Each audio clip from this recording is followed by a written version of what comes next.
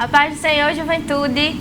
Novamente estamos aqui hoje para falar um pouco sobre os profetas menores e dessa vez será a vez de Joel. Bom, a começar pela leitura oficial, vamos ler em Joel, capítulo 2 e o verso 1, que diz o seguinte: Toquem a trombeta em Sião, deem um alarme no meu santo monte. Tremam todos os habitantes do país, pois o dia do Senhor está chegando, está próximo. Agora vamos ouvir o jovem Eric fazendo uma breve oração para podermos, enfim, dar início. A paz do Senhor, vamos iniciar nossa oração.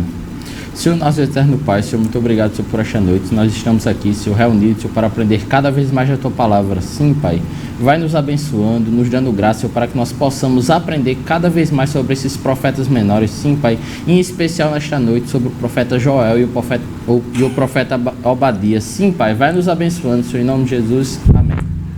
Antes de darmos início ao estudo, vamos ouvir duas músicas seguidas do grupo de louvor.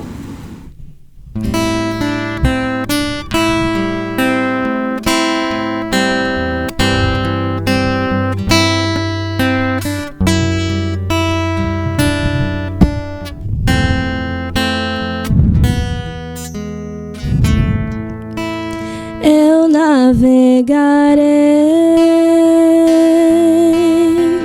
no oceano do Espírito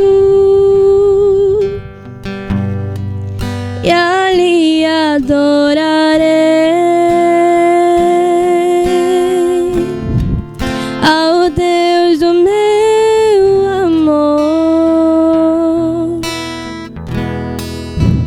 Eu adorarei ao Deus da minha vida, que me compreendeu sem nenhuma explicação. Espírito,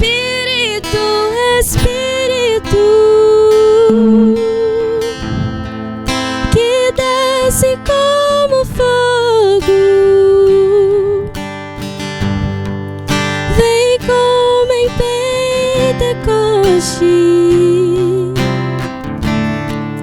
e enche-me de novo. Espírito,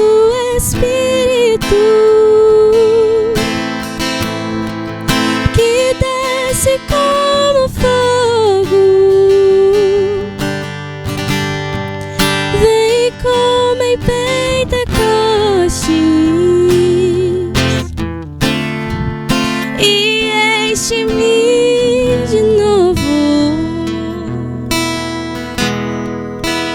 Eu navegarei no oceano do Espírito e ali adorarei ao Deus do meu amor. Eu adorarei ao Deus da minha vida, que me compreendeu sem nenhuma explicação. Espírito,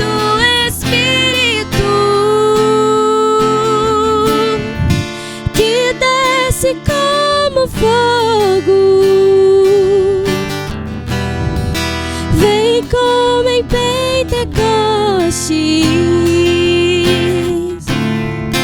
e enche-me de novo. Espírito,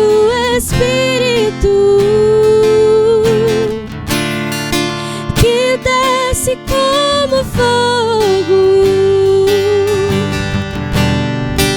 vem como em Pentecoste e enche-me de novo.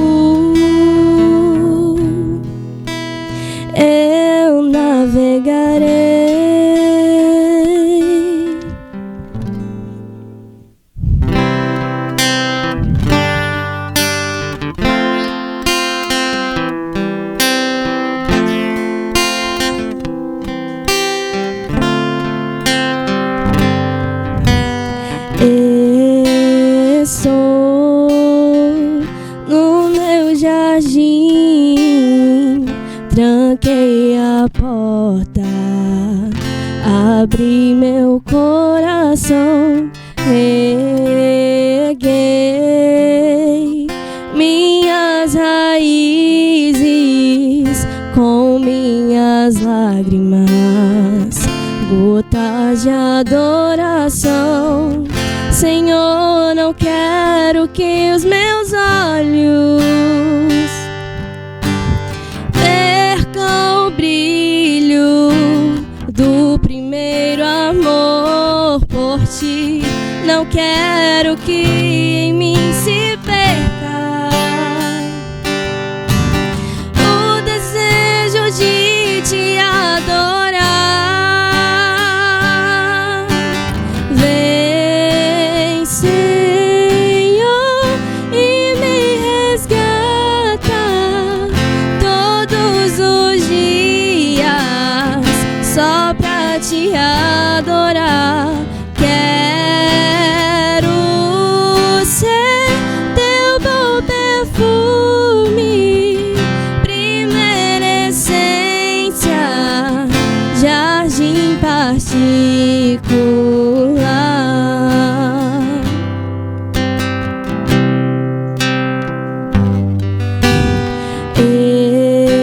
Estou no meu jardim, tranquei a porta, abri meu coração, erguei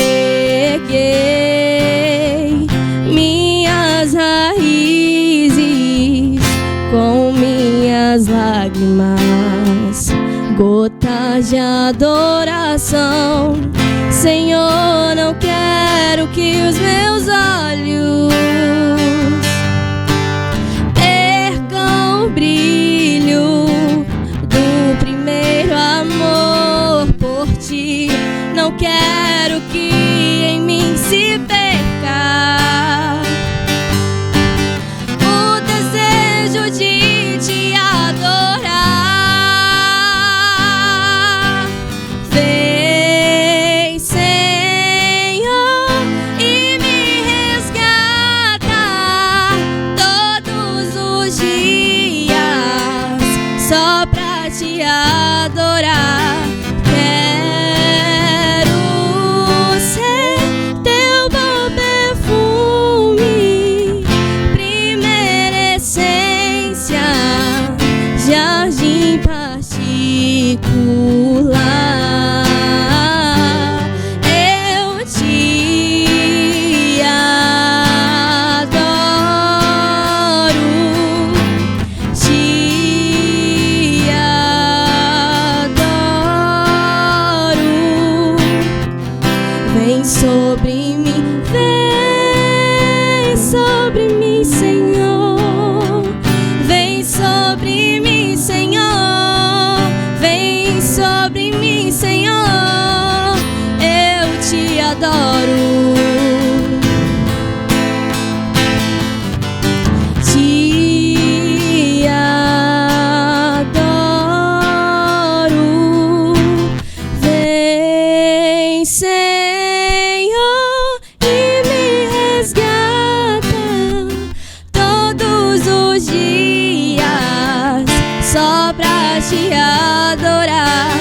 Quero ser teu bom perfume, primeira essência, meu jardim particular.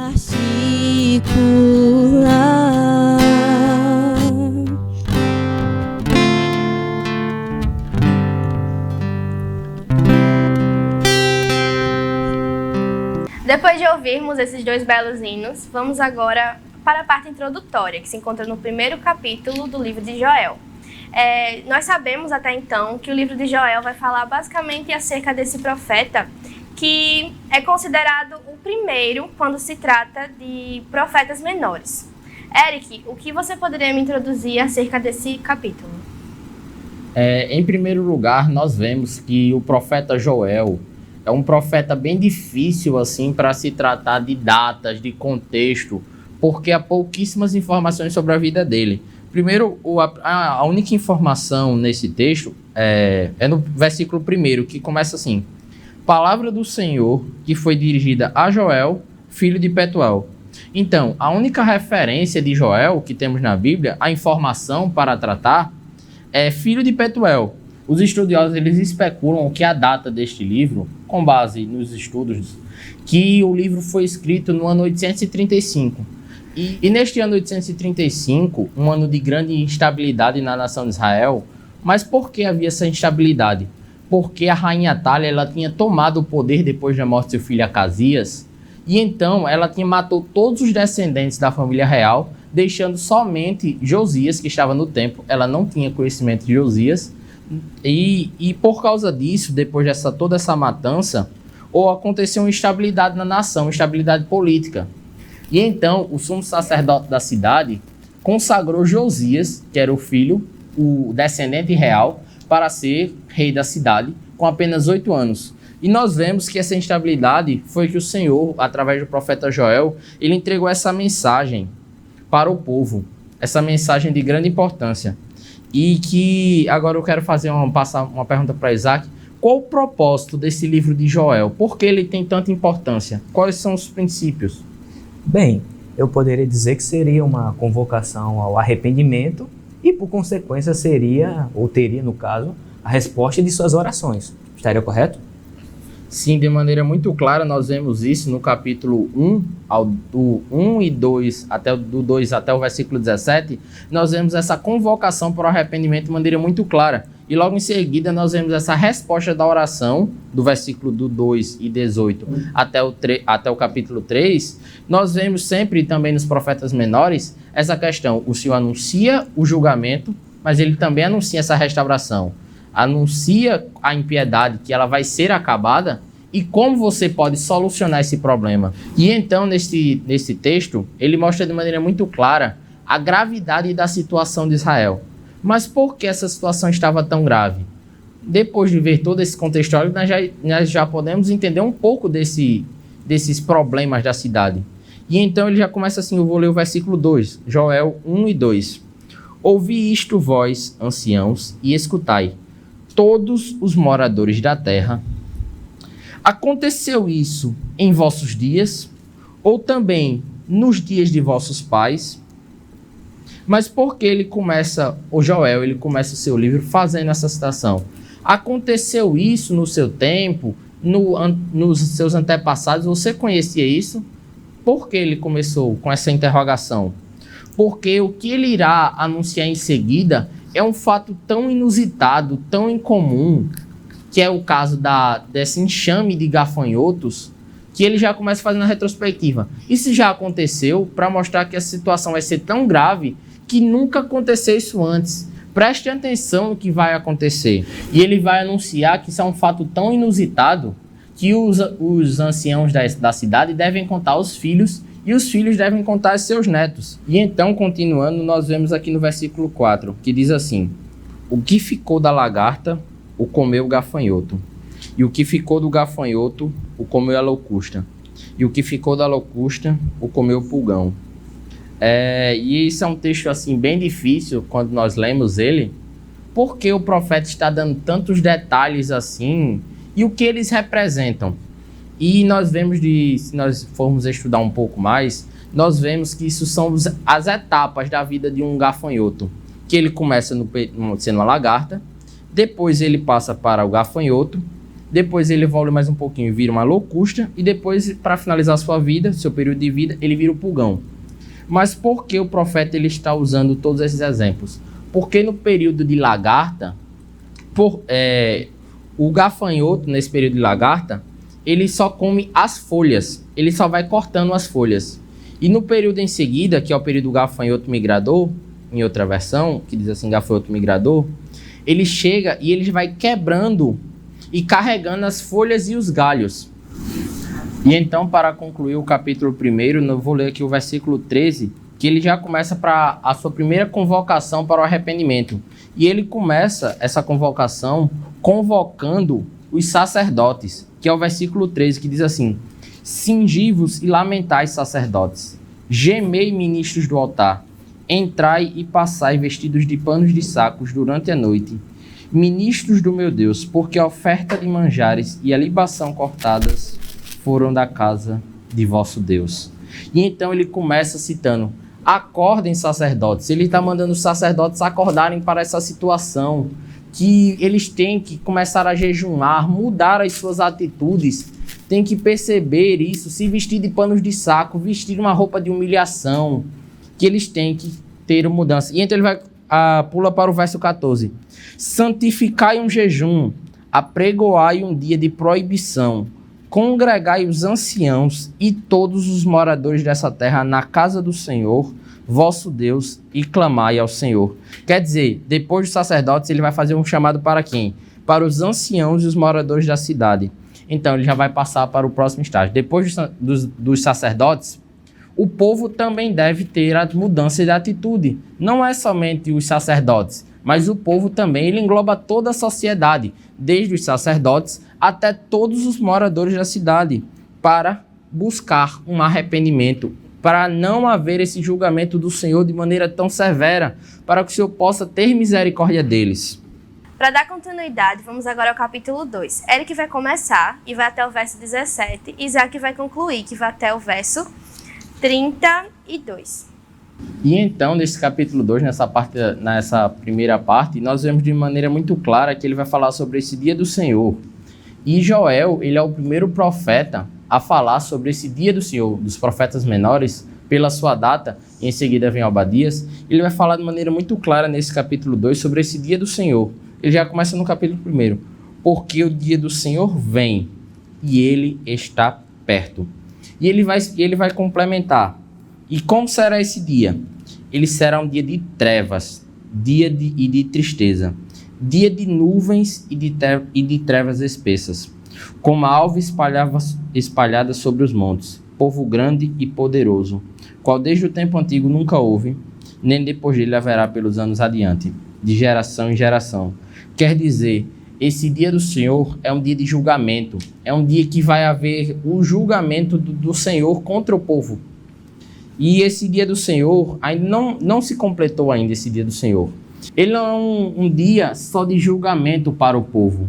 Ele não é uma questão só de ira do Senhor, mas o Senhor também ele anuncia a redenção desse dia. E eu quero passar agora para Isaac para ele completar. Complementando a sua parte, nós podemos dizer que essa parte que vai do versículo 18 até o versículo 32 seria a resposta do Senhor e as suas promessas para o seu povo, no qual começa assim introdutoriamente no versículo 18 e 19, que diz assim: Então o Senhor mostrou zelo por sua terra e teve piedade do seu povo. O Senhor respondeu ao seu povo: Estou enviando para vocês trigo, vinho novo e azeite, o bastante para satisfazê-los plenamente. Nunca mais farei de vocês objeto de zombaria para as nações. Ou seja, ele faz aqui uma recapitulação, ou seja, isso aqui é totalmente um resultado das orações e do arrependimento do povo. Ou seja, o seu resultado, o seu processo de humilhação e de arrependimento deu certo, que é o processo de rasgar suas vestes, clamar ao Senhor, e tudo isso deu certo. Bem, complementando a parte de Eric, no qual falou a primeira parte de Joel 2, temos aqui, a partir do versículo 18, a resposta do Senhor, ou seja, todo o processo de arrependimento do povo, no qual convocou os sacerdotes, todo o povo em geral para se arrepender e mostrar de que estavam arrependidos de seus pecados e de todo aquele processo pecaminoso que o Senhor estava condenando e que estava prometendo haver uma praga sobre o seu povo, foi totalmente revertida, como nós podemos ver aqui no versículo 18 e 19, no qual diz assim: Então o Senhor mostrou zelo por sua terra e teve piedade do seu povo. O Senhor respondeu ao seu povo: Estou enviando para vocês trigo, vinho novo e azeite, o bastante para satisfazê-los plenamente. Nunca mais haverá de vocês objeto de zombaria para as nações. Porque o que acontecia nesse contexto? A chegada da destruição para o seu povo significava todo o retrospecto ruim que tinham sofrido na sua época de exílio e de escravidão. E o que isso iria significar? De que voltariam os tempos maus, o tempo que os outros povos roubavam seus alimentos, os subjugavam, os faziam de escravos, no qual esses povos em específico queriam fazer com que o povo de Deus se tornasse sua propriedade, entendeu? Que era um sonho ambicioso desde os primórdios do Antigo Testamento, no qual segue assim até o versículo 27 todas as benesses que o Senhor faria, que evitariam tragédias, evitariam invasões, evitariam coisas piores que o Senhor estava mostrando para o seu povo se ele não se arrependesse. No qual nós podemos chegar aqui, que é o ápice da redenção, que é o dia do Senhor, que vai do versículo 28 até o versículo 32. Esses versículos em especiais são citados já no Novo Testamento, no livro de Atos, capítulo 2. Eu vou citar aqui apenas 3 trechos para mostrar aqui a similaridade entre eles. Eu vou citar aqui o versículo 28, o 29 e o 32, que diz assim: "E depois disso derramarei do meu espírito sobre todos os povos. Os seus filhos e suas filhas profetizarão, os velhos terão sonhos, os jovens terão visões. Até sobre os servos e as servas derramarei do meu espírito naqueles dias." Já o versículo 32 diz assim: "E todo aquele que invocar o nome do Senhor será salvo, pois, conforme prometeu o Senhor, no Monte Sião e em Jerusalém haverá livramento para os sobreviventes, para aqueles a quem o Senhor chamar." Isso aqui faz uma ponta no livro de Atos, o capítulo 2, em especial o versículo 21, no qual cita aqui o versículo 32, no versículo 21 aqui de Atos, que diz assim: "E todo aquele que invocar o nome do Senhor será salvo." Ou seja, esta mensagem, no contexto, não foi apenas uma mensagem antiga e destinada para aquela época específica de seu povo. É uma consequência de seus atos, ou seja, clamar ao Senhor, ele pede genuinamente do seu coração que você se arrependa. Isso que fez o povo, apesar de todo o ritual de rasgar suas vestes, prostrar sua cara sobre o pó, todo um período de jejum. Isso aqui foi apenas o mero detalhe da situação, mas a parte principal que nós podemos focar aqui do final, que nós podemos citar, inclusive na parte de Atos, é a proclamação genuína do arrependimento. E essa proclamação genuína vai causar o efeito bombástico que causou durante todo o processo do Novo Testamento, que é um processo de reunificação da aliança, no qual está fincado na palavra do Senhor Jesus Cristo, que morreu na cruz para nos salvar. Bom, seguindo, nós vamos ouvir mais uma vez o grupo de louvor para depois ir para o capítulo 3.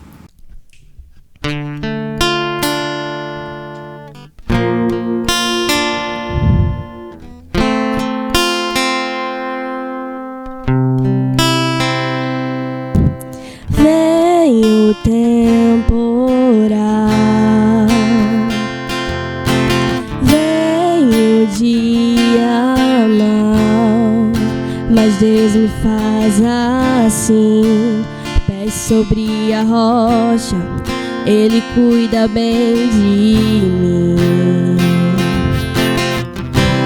Oh, oh, oh, guarda minha saída, guarda minha entrada, Ele é minha sombra, mão direita que não falha.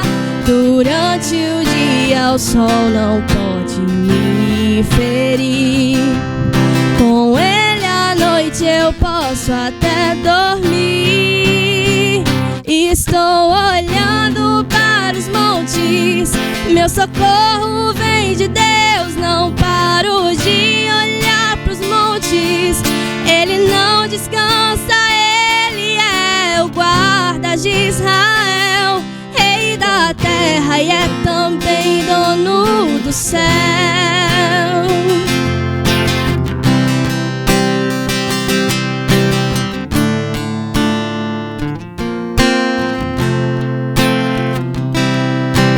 Vem o temporal, vem o dia mau, mas Deus me faz assim, pés sobre a rocha, Ele cuida bem de mim. Oh, oh, oh, guarda minha saída, guarda minha entrada, Ele é minha sombra,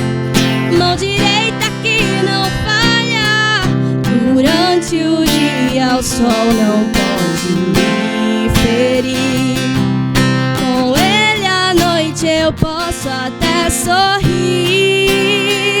Estou olhando para os montes, meu socorro vem de Deus. Não paro de olhar para os montes, ele não descansa, ele é o guarda de Israel, rei da terra e é também dono do céu.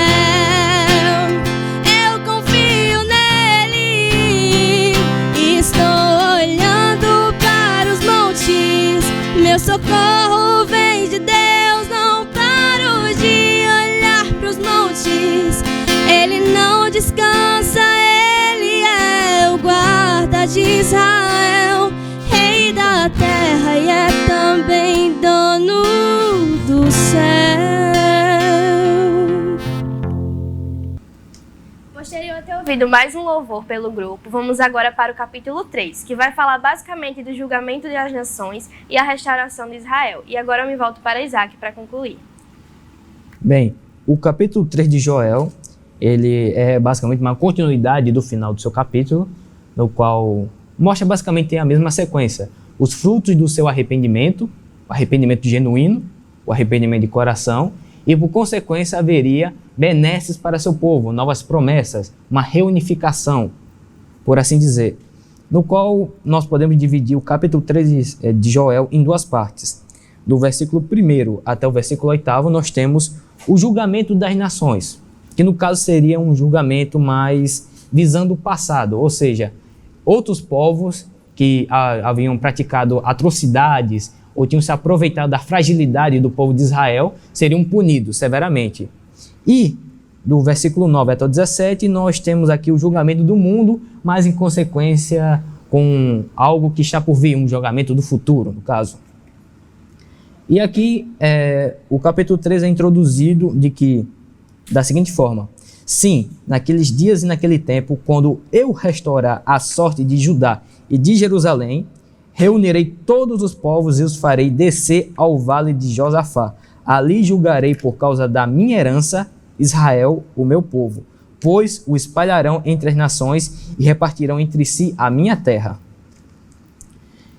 Esse versículo detalhado, que vai do versículo 1 até o versículo 3, versículo 2 no caso, ele fala da seguinte forma: ele cita com bastante ênfase a questão do vale de Josafá, de que, traduzindo o nome Josafá, significa Deus julga, ou seja, seria o vale do julgamento do Senhor para com aqueles povos, ou seja, o Senhor já havia punido Israel por seus pecados. Por consequência, houve o exílio.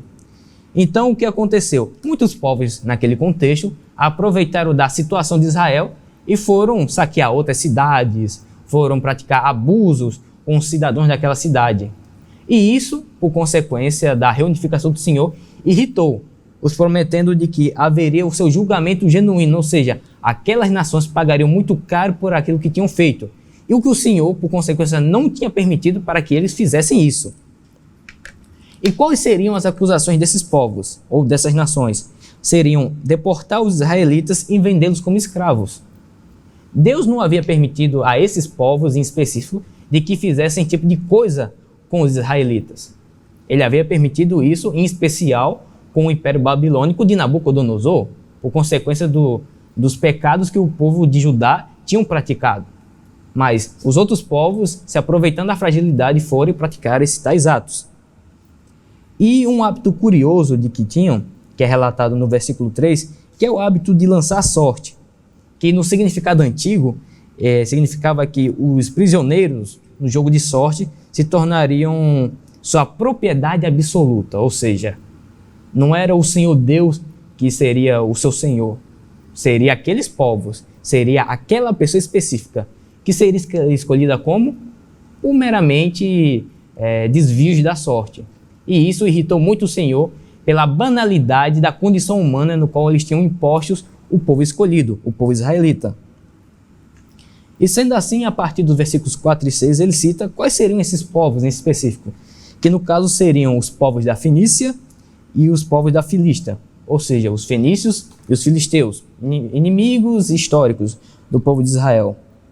no qual, além de escravizar e deportar e de banalizar a condição humana do povo de Deus, eles fizeram uma coisa terrível, que foi saquear as coisas sagradas. Ou seja, a deturpação do sagrado fez com que esses povos fossem condenados aos olhos do Senhor.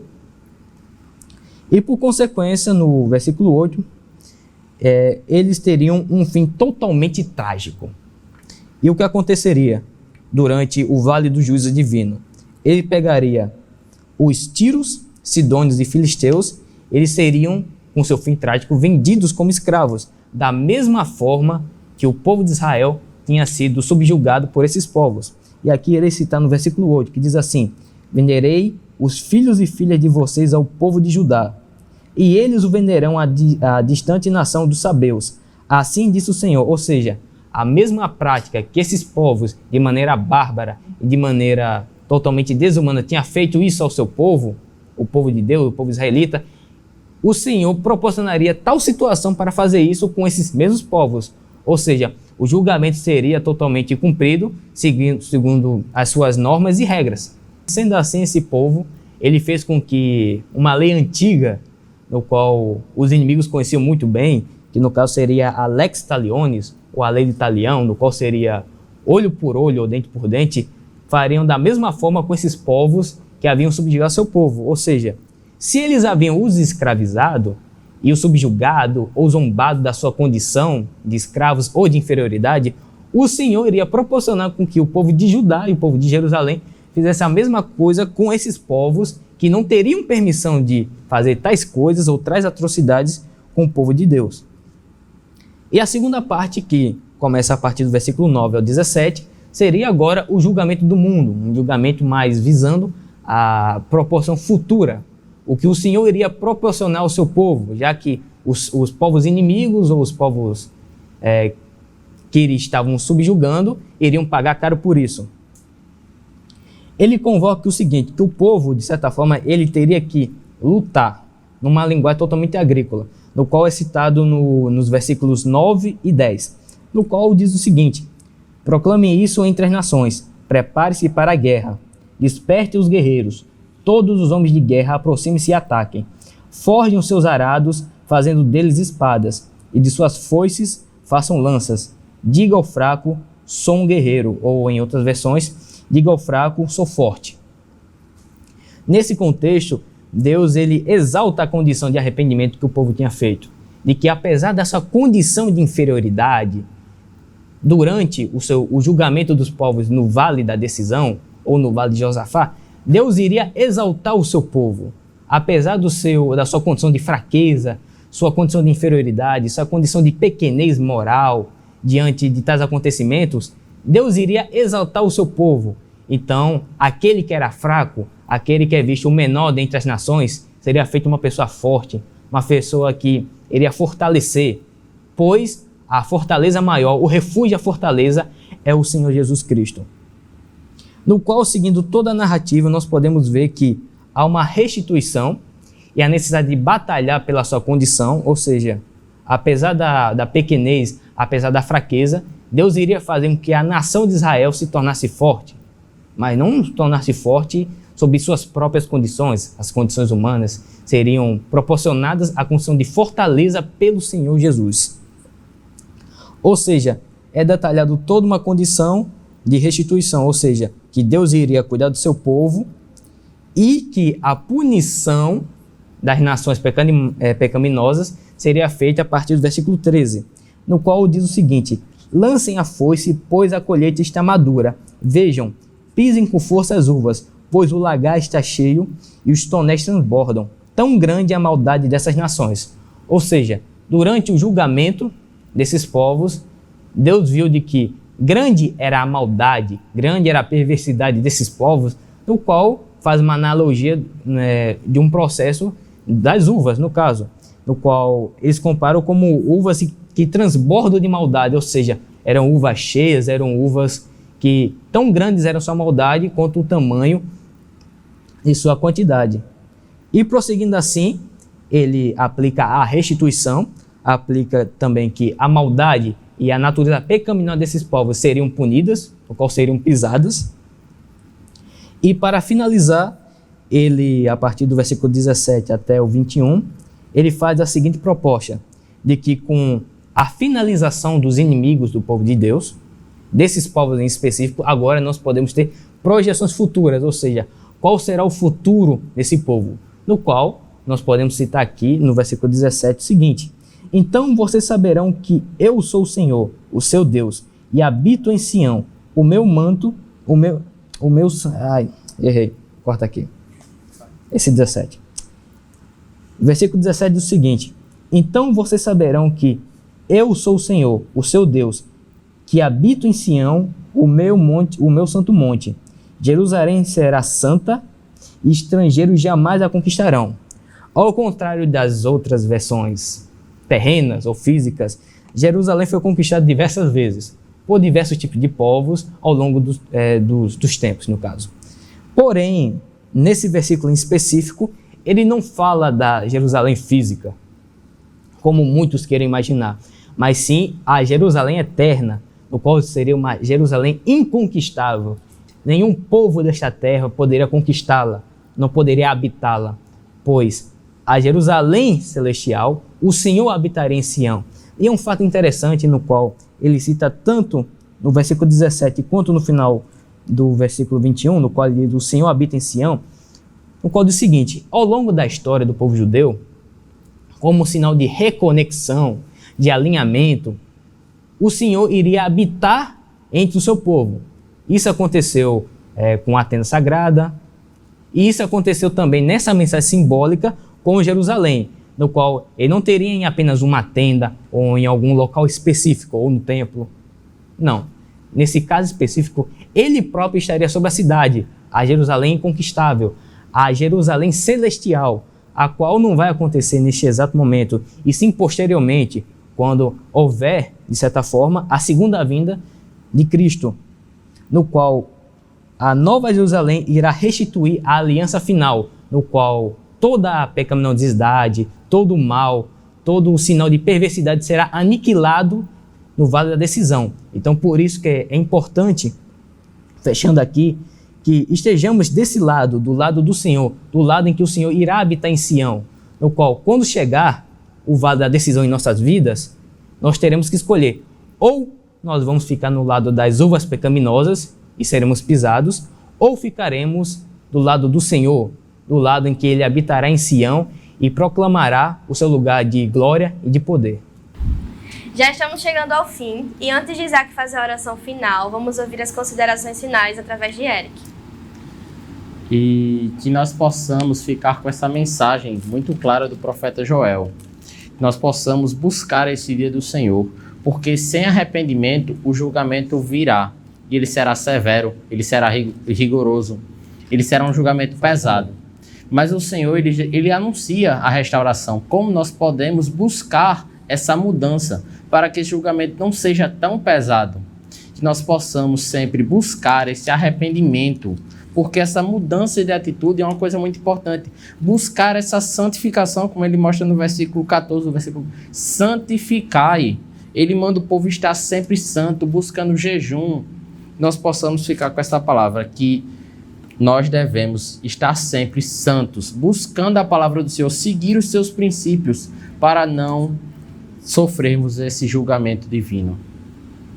Prosseguindo também o raciocínio de Eric, eu queria trazer como conclusão aqui de que todo o livro de Joel ele mostra todo um processo. É o processo de reconhecer o pecado, mostrar arrependimento sobre ele, um arrependimento genuíno, um arrependimento de coração, e por consequência nós temos que fazer decisões difíceis, ou de certa forma bastante difíceis e complicadas no dia de hoje, que é nós estarmos do lado certo durante o vale da decisão. Para concluir aqui, fazendo um raciocínio semelhante ao de Eric, eu gostaria de fazer o seguinte raciocínio com a pessoa o qual está nos vendo aqui em mais um Conexão Jovem. Será que você está mesmo no vale da decisão? Ou muitos até se encontram já no vale da decisão, parafraseando o capítulo inteiro? Nós enfrentamos dificuldades, a vida tem diversos percalços, e nós ficamos indecisos. Não sabemos em que lado nós iremos escolher. Há diversos caminhos hoje em dia, muitos gostam de transpor a ideia do relativismo. Não há apenas um caminho, há diversos caminhos. Você pode escolher diversas portas, mas não. No final de tudo, haverá apenas 2 caminhos. O caminho da pecaminosidade, o caminho da perversão, e haverá o caminho certo. O caminho de que o Senhor irá habitar em Sião. O caminho de que, durante o vale da decisão, nós iremos ver que a nossa decisão foi correta. Ou seja, os caminhos do Senhor, os caminhos de restituição, é o caminho que irá nos levar para o caminho correto, a verdade absoluta, é o caminho que irá nos levar para a Jerusalém celestial. E com isso, eu queria dizer apenas para você, telespectador, de que escolha durante o seu vale da decisão, decida ficar do lado de Deus, pois você terá uma extrema certeza de que você e sua família serão extremamente abençoados. E oremos. Senhor Deus, nosso Pai, nós gostaríamos aqui de agradecer por mais um Conexão Jovem. Grande foi o ensinamento da Tua Palavra e Teus ensinamentos, para que nós possamos aqui e para o nosso percurso praticá-las e vê-las que esta é a palavra verdadeira, é o nosso caminho verdadeiro, e que durante o vale da decisão nós possamos escolher o caminho correto, que é a Tua Palavra e o Teu nome, Senhor. Amém. Chegamos ao fim de mais um Conexão Jovem. Não se esqueça de nos seguir lá na nossa página, @Unijades_Oficial, e também se inscrever no nosso canal, AD Santa Rita, certo? Bom, e é isso. Fiquem com a paz do Senhor e até o próximo Conexão Jovem.